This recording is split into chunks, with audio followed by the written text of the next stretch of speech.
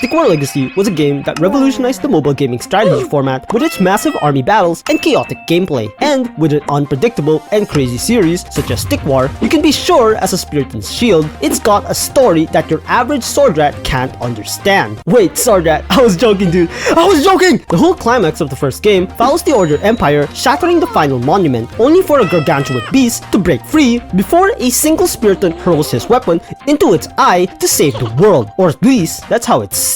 Atreyos killed the final boss is a statement the community has made for years, proudly pinning that brave Spearton as our iconic world-saving hero. And whilst we all accepted this as fact, maybe we were a bit over our heads. Maybe this unquestioned belief was too far-fetched or even unrealistic. Or maybe, just maybe, there's a whole different story to tell. But what if I told you that everything you know about this legendary moment is a lie? What if I told you that the heroic savior of Inamorta wasn't Atreyos at all? Today, we are not just analyzing a cool cutscene, we are unraveling a dark cover-up hidden deep within the lore of Stick War Legacy and Stick War Saga. We are going to prove that while a nameless soldier was stealing the historical glory, the real Atreyos was trapped in a psychological nightmare so terrifying that the developers had to hide it in an entirely different game mode. Welcome to the dark truth of Atreyos. Let us break it open.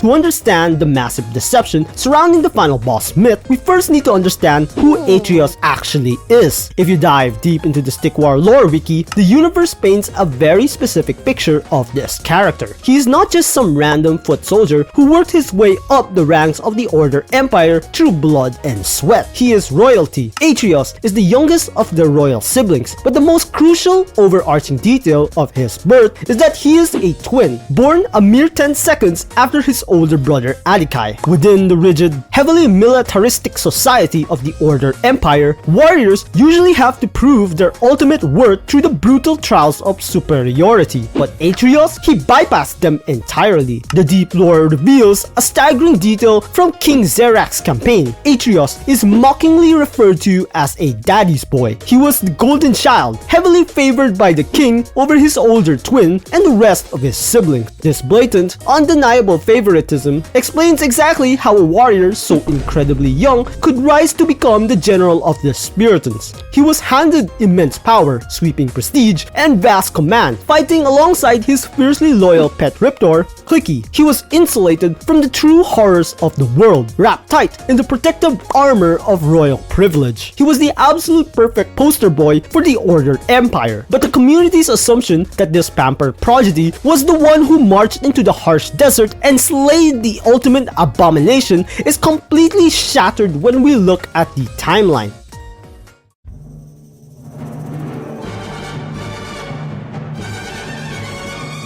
The undeniable proof that destroys the final boss myth is hidden in the chronological history of Inamorta itself. The Stick War community theorizes constantly about character identities, but the historical facts of the universe are undeniable. The campaign of Stick War Legacy takes place in the ancient distant past. It chronicles the very first unification of southern Inamorta, a time when the Order Empire was just beginning its massive conquest against the isolated, primitive factions of the world. This is the massive anomaly.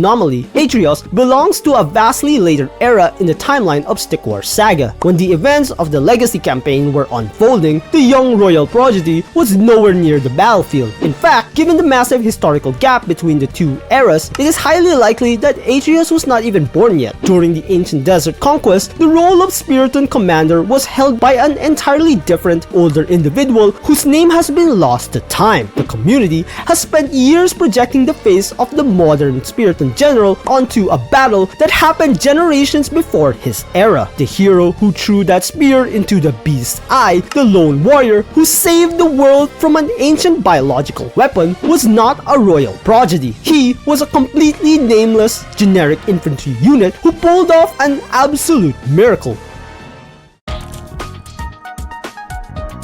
If we need further proof that Atreyos was entirely absent from this legendary battle, we simply need to look at the visual evidence provided by the game's own character designs. In the Stick War universe, visual storytelling is everything. Let's compare the three most prominent Speartons in the lore: the conflicted defector Spearos, the royal prodigy Atreyos, and the standard infantry unit. Spearos has distinct, recognizable features suited for his role in the glacial uprising. The generic Spearton, exactly like the one seen in the legacy cutscene, wears pristine basic level 1 gear. It is the standard issue uniform of the Ancient Order army. But what does Atreyos actually look like when we finally see him in Stick War Saga? He's defined by heavy battle damage and unique insignia. He wears a helmet scarred by 4 brutal deep slashes. His signature red mohawk is heavily damaged. His royal cape is torn and dragged through the mud. And most importantly, his shield bears a highly specific triangular pattern featuring a strange eye insignia. The hero in the legacy cutscene has absolutely none of these traits. No slashes, no eye insignia, no torn cape. The developers deliberately gave Atreyos highly distinct customized gear to separate him from the nameless masses. By process of elimination, the pristine basic soldier in the cutscene cannot possibly be the battle-scarred general of the modern era. So, if Atreyos wasn't saving the world in the desert, where was he? The answer is buried in the darkest, most tragic corner of the game.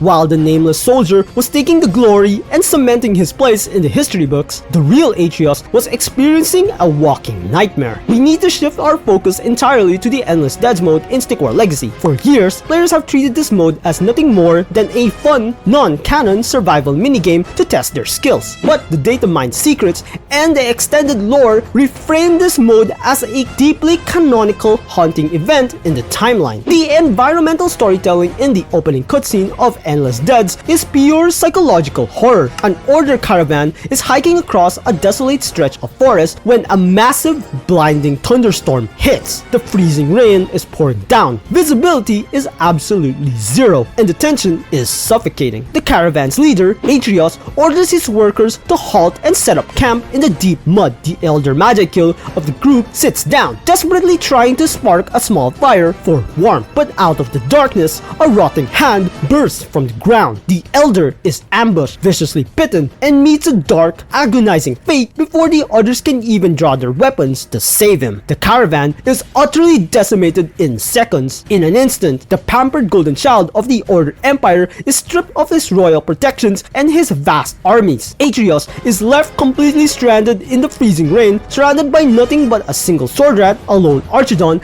and an infinite suffocating horde of reanimated corpses. This isn't a glorious battle for unification. This is a brutal, hopeless fight for survival.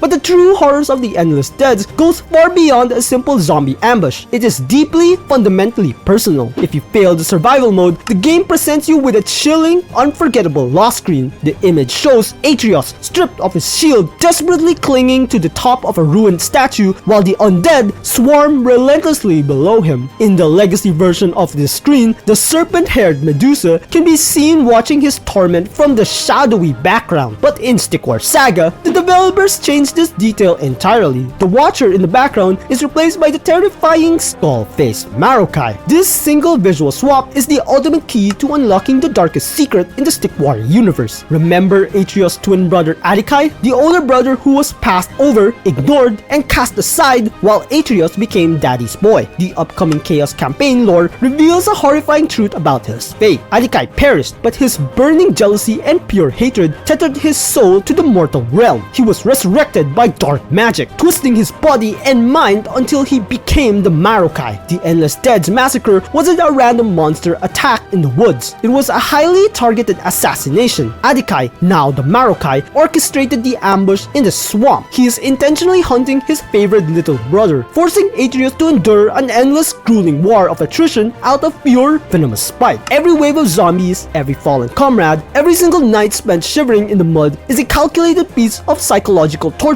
designed by his own flesh and blood.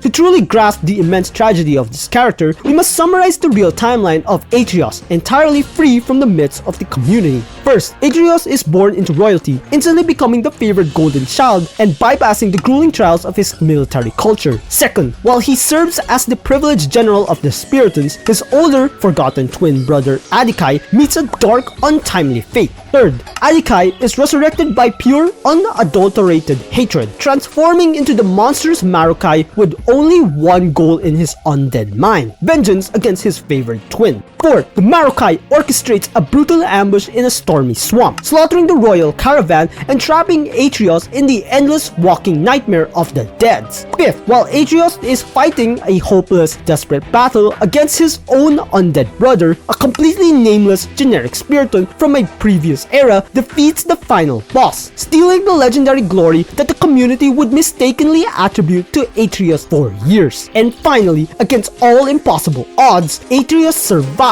the swamp, forever scarred, his armor slashed, and his mind fundamentally broken by the terrifying truth of his family's dark legacy.